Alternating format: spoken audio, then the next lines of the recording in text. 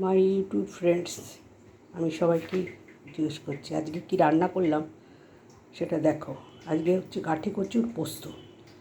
গাঁঠি কচুটাকে সেদ্ধ করিনি, আমি ভেজে নিয়েছি তেলে ভেজে তুলে নিয়েছি। তারপর কড়াইতে আবার তেল দিয়েছি, দিয়ে পাঁচফোড়ন দিয়েছি, আলু দিয়েছি, অল্প পেঁয়াজ দিয়ে নাড়িয়েছি। নাড়ানোর পরে তারপরে গাঁঠি কচুগুলো দিয়ে দিয়েছি, দিয়ে ভাজা ভাজা হয়ে গেলে পোস্তটা দিয়ে দিয়েছি। পোস্তর সঙ্গে কাঁচা লঙ্কা বেটে নিয়েছিলাম, হ্যাঁ, দিয়ে পোস্তটা দিয়ে নাড়িয়ে নাড়িয়ে কষিয়ে যখন হয়ে গেল তারপরে জল দিয়েছি। জল দিয়ে তারপরে এটাকে ফুটিয়ে এখন গামাখা করে নামিয়ে রেখেছি। আমি ধনেপাতা দিই না, ধনেপাতা দিতে ভালো লাগে। আমি একটু কসুরি মেথি দিয়েছি। ধনেপাতা দিলে ভালো লাগে, কিন্তু আমার মেয়ে খায় না, তাই জন্য আমি দিই না।